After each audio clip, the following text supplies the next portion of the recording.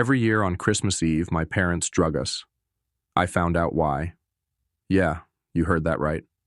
Maybe you even heard my story last year. I was pretty panicked when I wrote it, so it was short, but it was real. It's pretty simple for how crazy it all sounds. Every year on Christmas Eve, for as long as I can remember, my parents drug us with sleeping pills. Something about not being awake when Santa comes. We have a whole schedule the family keeps to. Dinner at 5, at 6, we put on our pajamas and watch that shitty movie, It's a Wonderful Life. And yeah, the PJs match. And then at 8:30, we all use our last bit of eggnog to wash down the pills. They're strong. My sister's out in probably 15 minutes. I take a little longer, but I'm always asleep by 9. Then we wake up the next morning, groggy but okay, and Mom gushes about everything Santa left under the tree. Because we're good. It's all bullshit. My whole life I thought this was just what you did on Christmas. You have to be asleep when Santa comes, right? Otherwise, his magic doesn't work. So we took magic pills to make sure we'd be asleep. As a kid, it all made sense. You don't question shit like that when presents are on the line. Your parents are the law and you don't question them either. I only started to think that it was weird when I hit middle school. By that age, you don't believe in Santa anymore. Or you shouldn't. The last holdouts get mocked, and the rest of us start talking about things like Xboxes and sneakers and how we're going to get them. Me? I only had one question when the topic of Christmas came up. When did you guys stop taking the magic pills? That's a question that falls under the family business only clause, and I regretted it immediately. If any of them told their parents, I'll never know. In a bigger city with more oversight, someone would have, or should have, called CPS. Out here, population 5,108. Yeah, I checked. Bumfuck nowhere left of the oil fields. No one gave a shit that some kid's family was drugging them for some peace on Christmas Eve.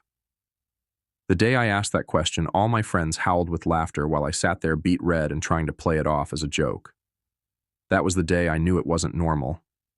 Last year, I'd finally had enough. I got sick of the lies, sick of the matching pajamas, sick of playing pretend that we were having the perfect family Christmas. I wanted to know why my parents drug us. I had to know why.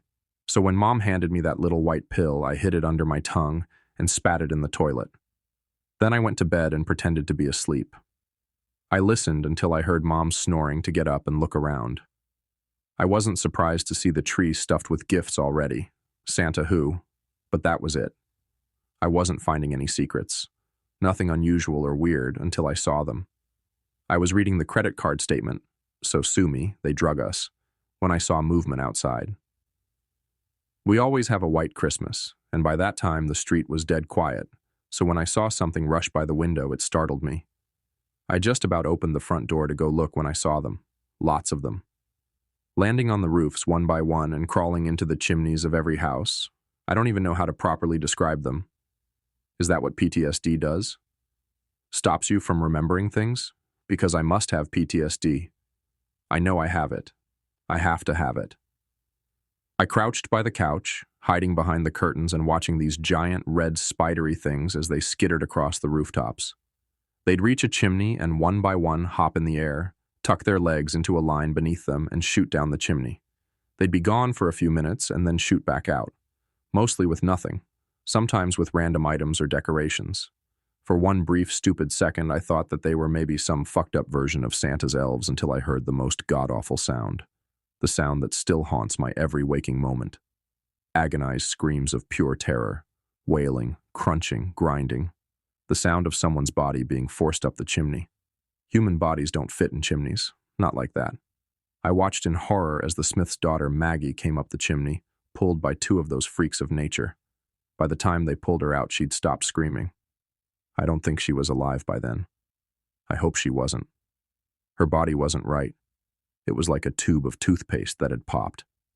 I sat there in shock, watching the Smiths' roof turning pink before I felt the gravity of what I'd just seen bury me. Suddenly, I knew why my parents drugged us and I needed to get to sleep, fast. I ran straight for the bathroom and poured out 3 of those little white sleeping pills, then dove into my bed. I pulled the covers over my head and started chewing. Have you ever tried to chew pills? They're not supposed to be chewed. They taste like shit. I just about threw up twice. It didn't help that I could hear those things getting closer. You know those movies about Santa and his reindeer? About the bells and the hooves? That's them. There's no reindeer. That horrible clicking comes from them, and I knew what they did to people who weren't sleeping. Waking up Christmas Day was awkward. Everyone else woke up for Christmas morning, and I woke up with my dad shaking me awake past noon. I could tell he wasn't impressed. But me? I was thrilled. The last time I woke up on Christmas that happy, I was like 5. After I stopped screaming, that is. It took me a few seconds to realize I wasn't being dragged up our chimney, but once I did, it was great. I threw myself on my dad like we were in a wrestling match. I ran downstairs, hugged my mother harder than I had in years, and then threw my sister over my shoulder. She was 8, still 100% a believer, and had been sour about waiting so long to start Christmas until I tickled her into submission. Happiness is contagious, and for the first time in a while, I was thrilled to see a Christmas with my family. It was awesome, until it wasn't. We'd opened stockings and exchanged gifts, and were gorging ourselves on fresh cinnamon buns and eggs Benedict when I made the mistake of glancing outside. By that point, I'd sort of convinced myself that I'd just had a crazy dream. I'd snuck off to smoke pot with one of my friends early Christmas Eve, so I figured maybe it had mixed badly with the sleeping pill. But the moment I looked outside, my eyes were drawn to the Smith's house, and that pink patch on top. Suddenly, I couldn't swallow, and I drank a whole glass of milk just trying to choke down my food. It hadn't been a dream. So where were the cops? Sure, I'd gotten up late, but a kid goes missing on Christmas Eve. You'd assume that the police would be crawling the neighborhood all day. You look a little green, bud, you okay? I'd been staring out the window, feeling the pit in my stomach grow heavier and heavier when my dad jolted me to reality. I looked at him and nodded, trying to take another bite for show. Hey, have you seen the Smiths? I asked suddenly, wondering if maybe they just hadn't wanted to spoil the mood. I watched my parents take a sharp but quick glance at each other before he shook his head and smiled. Not yet. I'll let you know if I see Maggie outside, though, he teased with a wink, grabbing my shoulder and giving it a squeeze as he left the table. Mom gave me a kind smile and poured me another glass of milk. I probably sat there for another hour before I finally gave up and went to help my sister set up her new dollhouse. I needed the distraction. When winter break ended, I was back at school, expecting to see an uproar that never came. Freshman year of high school, a kid had gotten into a car accident, and the entire student body held a vigil for him. There was a memorial in the auditorium, meetings after school to light candles, and the school even brought in a couple therapists. Nobody said or did anything like that for Maggie. It was like everybody just kind of forgot that she existed, and it was strange. Hell, even the local newspapers seemed to skip it, and they had absolutely nothing to report on most days. It took until mid-January before I spotted a tiny obituary tucked in the corner of a back page. I saved it, stuffing it in a notebook at home for safekeeping. It almost felt like if I didn't remember she'd died, no one would. Honestly, the whole incident took a toll. March came and went, and so did my birthday. I was 17 now, supposed to be focusing on planning for college, but all I could think about was Christmas. I could barely sleep. Every night I'd go to bed and lay there staring at the ceiling, jumping at every little snap or crack.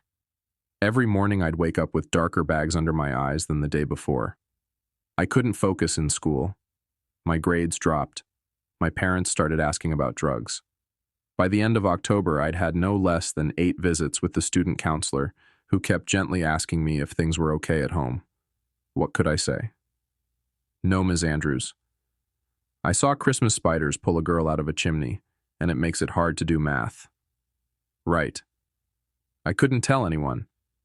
How do you talk about shit like this? I sounded crazy in middle school when I tried to ask my friends about being drugged on Christmas Eve. I'd definitely get locked up if I talked about giant red spiders taking people in the night. But I was losing my mind. We'd had Thanksgiving. Halloween was coming, and the colder it got, the more anxious I got.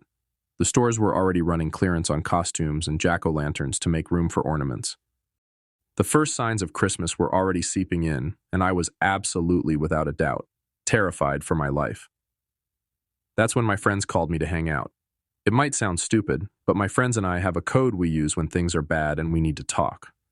We'd definitely drifted apart in high school. None of us really hung out that much together anymore. But none of us had ever backed out when someone said they needed to smoke. I was exhausted, but I figured the worst I'd get was some weed out of it. Besides, when the bat signal goes up, you gotta answer it. Roll it right or don't roll it at all, man, Ella complained, watching Greg scowl while trying to ready a joint. We were huddled in the woods behind the school, freezing our asses off in the early cold snap.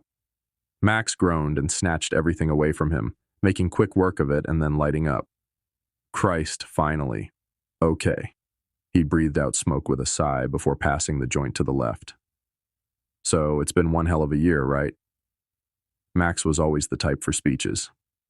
I sat there shivering and waiting for my share, staring at the ground. We haven't had much time to hang out. And even though I've been busy, you guys are still my best friends. Even one day when I go off to Hollywood and become famous, I will always love all of you. There were groans all around, and Max waved us off, coughing a little and laughing.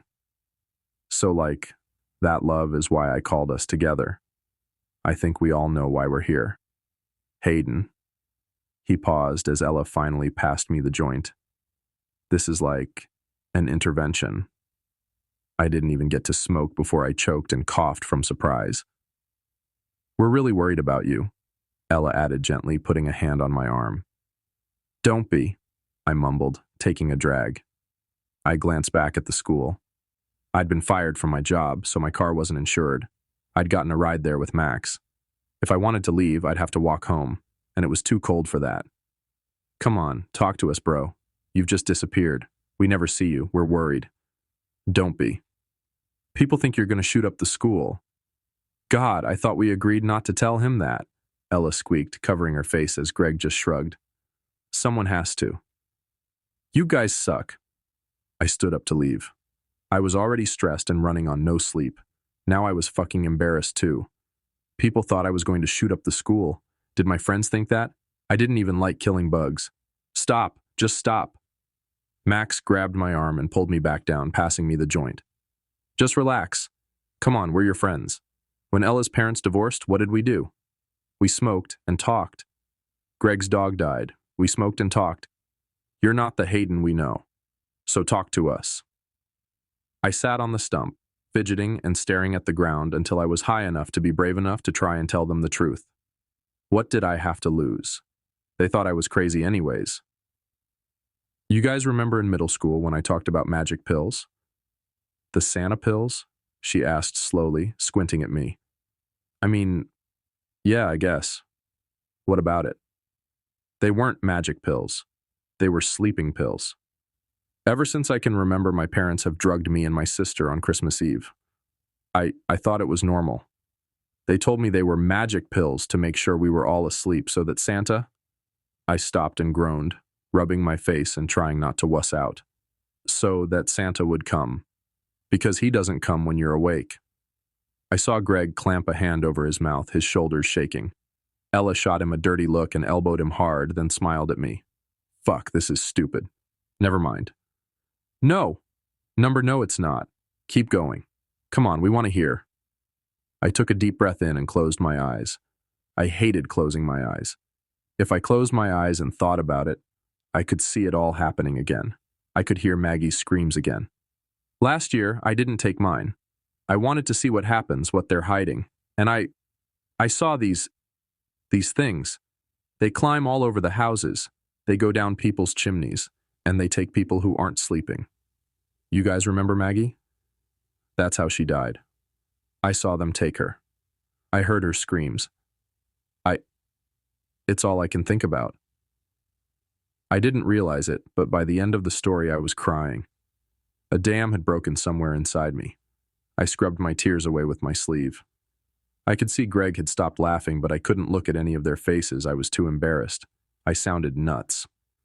All I could do was examine the bucket we'd flipped over to use as a table. It was old, from Rona, beat up. It was cracked. They never found her body, Max said with a strained voice. I know Maggie's brother. Not well, but we talked. He said they were all sleeping. No one heard anything. They never found the body. They moved in the summer. What? How'd I miss that? I spent way more time than I should have staring at their house. I should have noticed. Yeah, like in August. He DM'd me and said they were moving, and that was it. We all sat there in shocked silence for a little bit until Ella piped up. So how do you know your parents drug you? She asked with a frown. Like those magic pills could be candy or something, and it's just that placebo effect thing happening to you. I saw the prescription bottle. Besides, you feel weird the next day. Feel weird how? Fuzzy? We all turned to Greg. He'd largely been silent, but now he looked nervous, passing the joint without taking a puff. We were all done, actually. Silently but unanimously, voting to put it out. You wake up groggy. You know when you get woken up in the middle of the night? Like that, only it's morning, and you just sleep through the night. I've never woken up on Christmas Eve. Ever. The more I talked, the more both he and Ella looked alarmed. Do your parents drug you too? No. Ella ladró, casi sonando ofendida. No. I don't think so. Grandma makes us this tea, though, every Christmas Eve. It's supposed to calm us down. So we sleep, well. As she described it, she scrunched her face up and tugged on her ponytail. Fuck, they're drugging us too. Greg looked downright sick. He didn't say it, but from the look on his face, he'd been sleeping way too well on Christmas Eve too. I take Ambien, so they don't really need to, Max said with a shrug. By now, Ella was pacing. Okay, so they're drugging us. But why?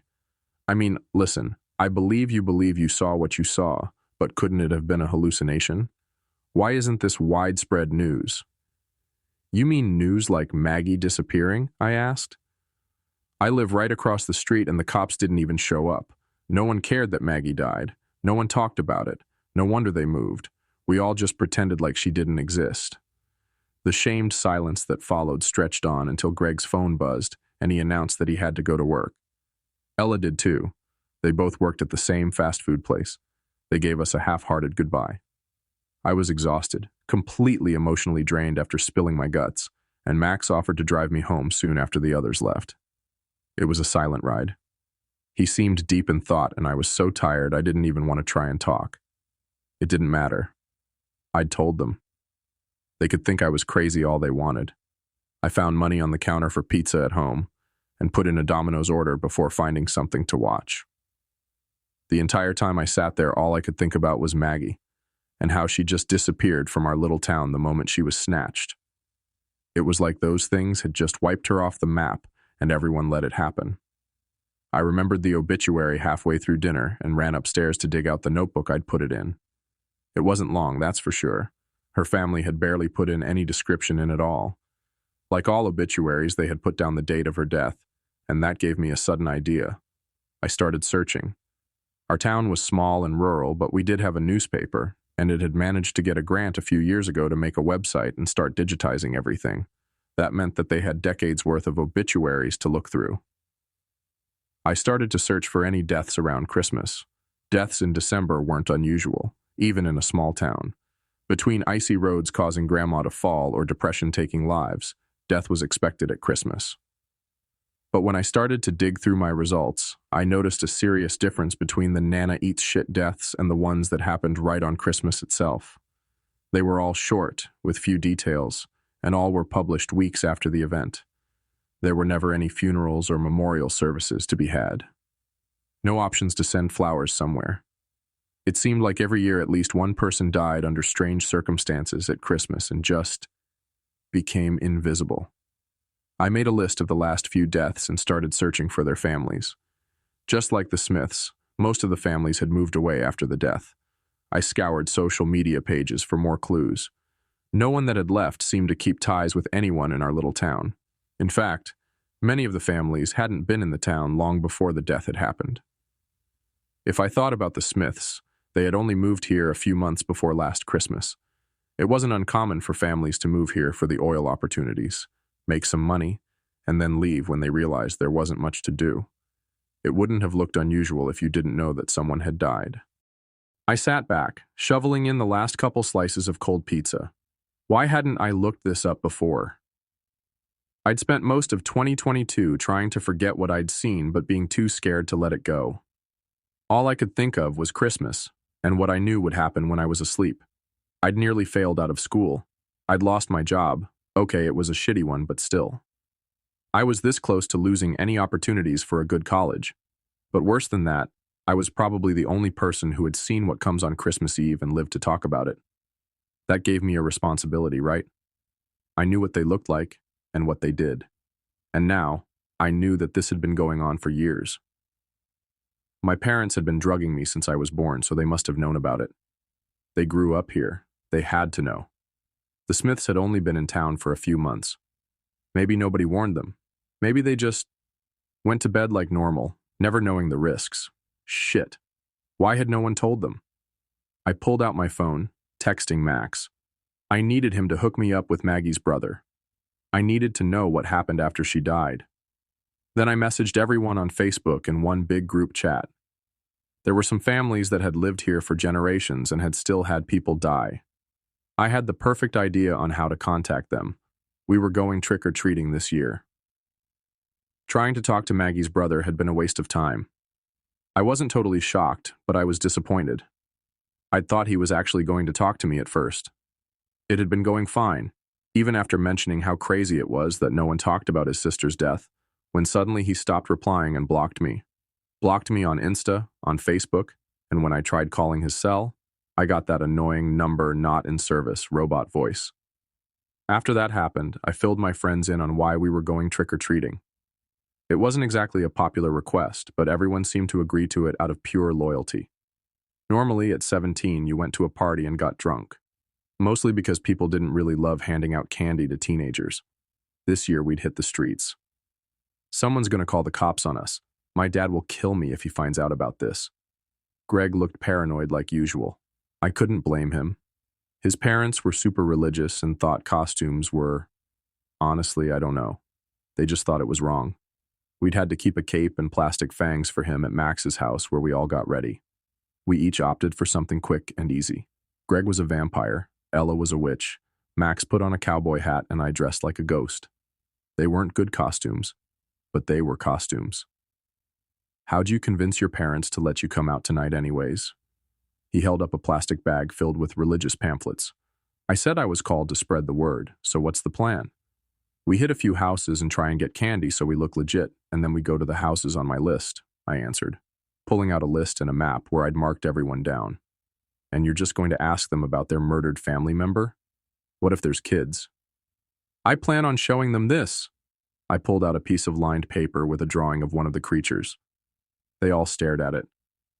Don't spiders have like 8 legs? There's only 4. I rolled my eyes and put it back in my bag.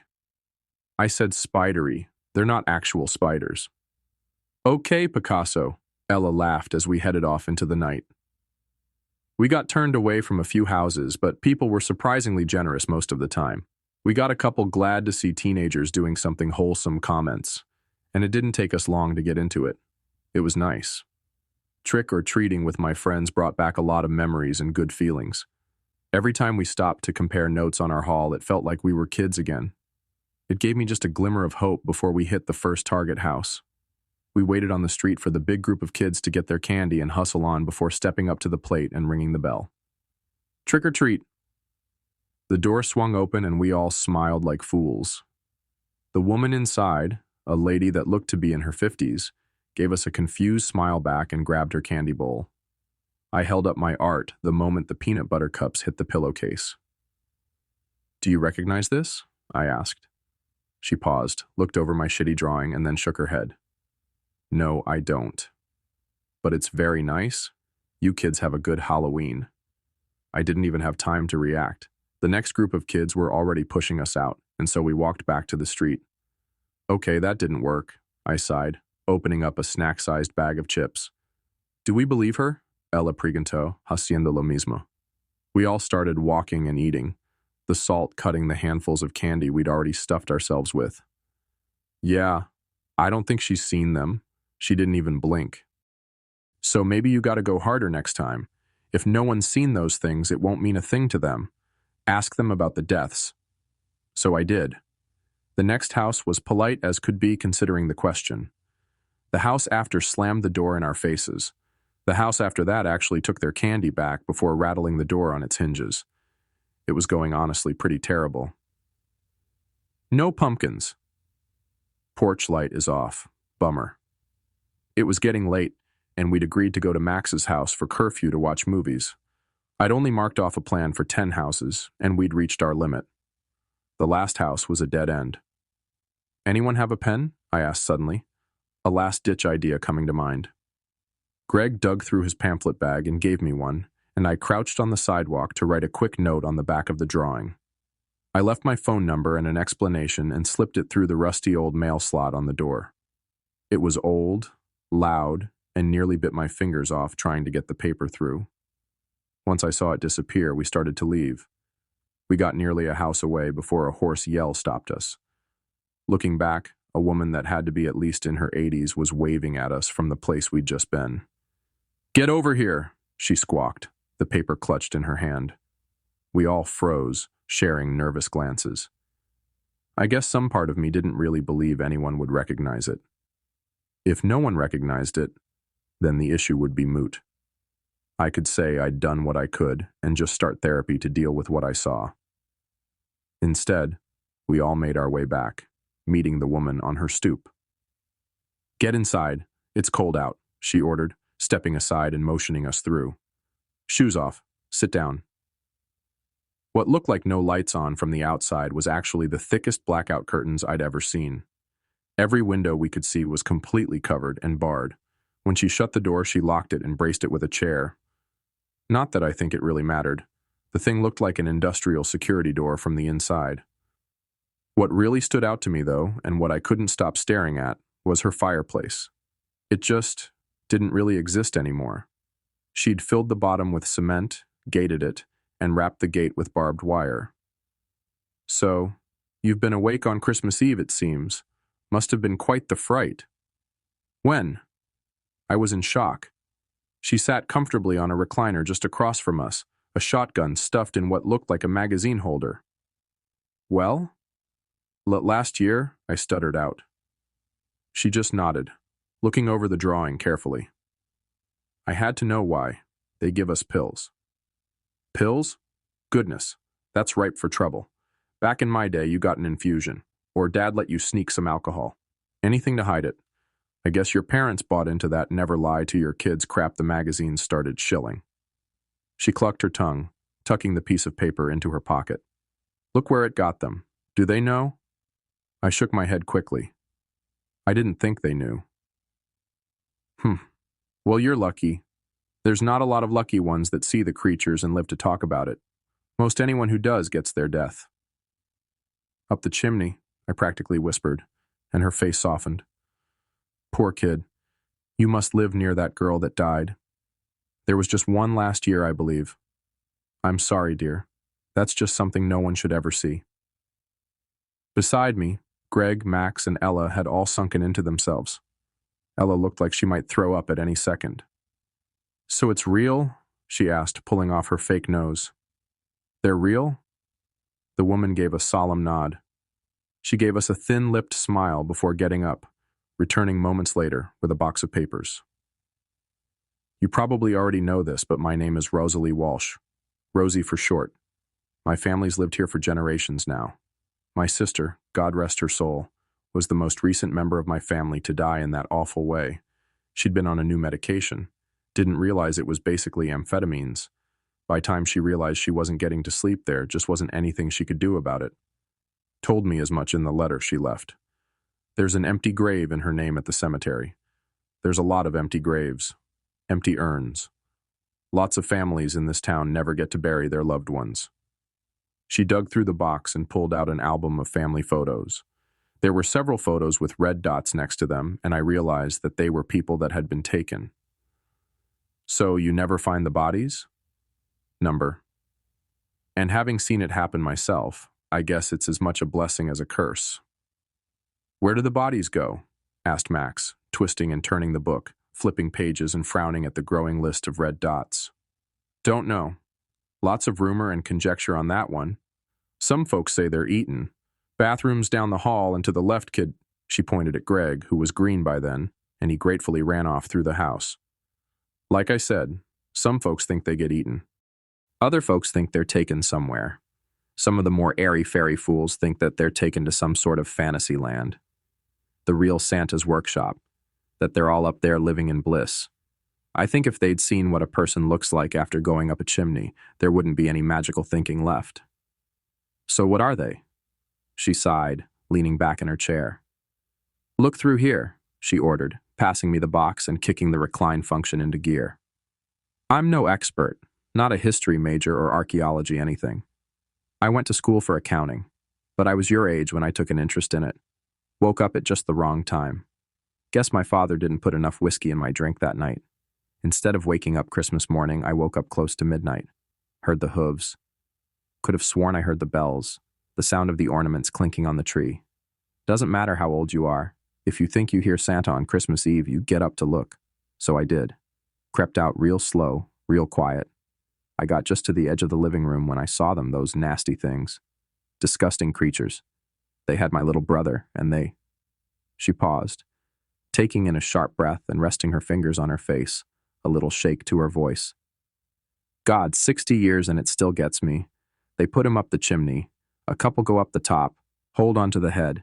The other shoves from the bottom. He was awake. He screamed. Lord, he screamed. Finally, she just waved her hand a little, as if trying to wave away the memory, her eyes wet. Couldn't do nothing. I was too scared. I went back to bed, hid under the covers. But it was fine. Once they get awaker, they leave. They got what they came for. I didn't sleep for years. Still don't, not really. While she talked, Ella and I rifled through the box. There were dates, times, letters written from strangers describing what they'd seen. There were drawings too, much better than mine, but all displaying something similar. The collection went back through the years. What's this? I asked, holding up a photo of a roof. It looked like someone made a mistake taking the photo. All you saw was a snowy roof and these strange white smears. That's how they show up on camera. The only reason we know what they look like is eyewitness accounts. Even video doesn't capture them. They end up looking like glitter. She heaved a big sigh, eyes on the ceiling, face looking suddenly more gaunt and drawn than when we'd first seen her. They always come in threes. Never seen a house without three. They always come down the chimney. They take the first waker they come across. One per house. Only one per house. Then they leave, on to the next, and so on, until every house has been hit. Can't we just, close up the chimneys? Max asked, pointing to the cement job she'd done on hers. Won't that just, solve it all? What about apartments? You ever seen an apartment in this town, kid? She asked, eyeing him carefully. We all paused, taking a moment to think. There's an ordinance here. This town has strict rules about what can be built. No apartments. Most you'll see is a duplex, all with fireplaces. She was right. There wasn't an apartment anywhere within the boundaries of the town. Even double-story houses were weird. If someone built something other than the usual flat single-story home, you could guarantee the neighbors would gossip. It was too flashy. Every family handles it differently. My parents told us after my brother went missing. Felt it wasn't fair we didn't know after that. Some folks don't tell their kids until it's time for them to move out. Figure they want to preserve what innocence they have. Not everyone handles it well when they find out. My eldest son, John, had a fire in his belly and didn't believe us. Said we just wanted to keep him home. That was a hard Christmas. My husband and I had the kids help clean the roof after. Did it hurt them? Sure did. But they believed after that. They're all still alive. At some point, Greg had returned, and then left again at mention of cleaning the roof. The rest of us sat there in numb silence as Rosie talked. Finally, the memories seemed to take their toll on her. Time's up, kids. Halloween is over, she announced, straightening up and taking the box back. The best I can suggest is that you take those pills. Take enough. Sleep through. Try and pretend you don't know what you know. She cleared her throat and held out her hand. Reese's. We all stood there like deer in headlights before someone snapped out of it and dropped a couple candies in her hand. Honestly, it seemed fair. We all paid our toll, and she walked us to the door. Here, one last treat. I don't know what they are, but I know they aren't anything holy. She dropped a thick notebook in my pillowcase and patted me on the shoulder, then gently shoved us out the door and slammed it behind us. We barely made curfew that night. Not that it mattered. Max's parents were pretty lax, and his eldest sister was still out partying by time we got to his house. Someone voted to order a pizza. Someone else voted to put a movie on. We ended up settling on watching The Little Mermaid. Laugh all you want, but it was the only thing we could agree on. Not one of us wanted to watch anything scary after hearing what Rosie had to say. After that, we didn't talk for a couple weeks. It was like we all silently but mutually agreed that we couldn't be around each other after we'd learned the truth about Christmas in our little town. I couldn't even open the book that Rosie gave me. I hid it under my bed, gave my candy to Sarah, and stopped all my research. I didn't want to even think about it. And for the first time since Christmas last year, I managed to sleep. Until a couple weeks ago. That was when Ella called me up. Someone new had moved into town at the start of December, a family with 3 kids. They live a couple doors down from her, and she'd been watching them like a hawk. She wanted to see what the neighbors would do. Normally, the welcoming committee came by with some sort of shitty gift basket and cheap plastic key to the city. But there was no one. Not even the nosy old lady that lived across the street dropped by. "I think they're sacrificing them," she'd said, once we had all gotten together on those ice-cold stumps behind the school for a smoke. "That's why the cops don't come. That's why the newspapers don't run any stories. That's why no one fucking talks about our town after they leave. If everyone that's lived here all their lives knows you have to stay asleep, there's no one to take. So they need new people to come. They need people for the spiders to take. So we've been prepping, researching, making plans. Maybe we're crazy, but something about watching the entire town just hang these people out to dry, knowing what's going to come, makes us all sick. We're all graduating soon, and we all plan on leaving. But we're not letting this happen again this year without a fight. Someone has to do something. There has to be some revenge for people like Rosie, for Maggie. It's Christmas Eve. Everything is in place, and now we're just waiting. Everyone's at home. My parents are making cookies. Ella's helping her family make a gingerbread house. We're all doing something. Just waiting for everyone to go to sleep. Wish us luck."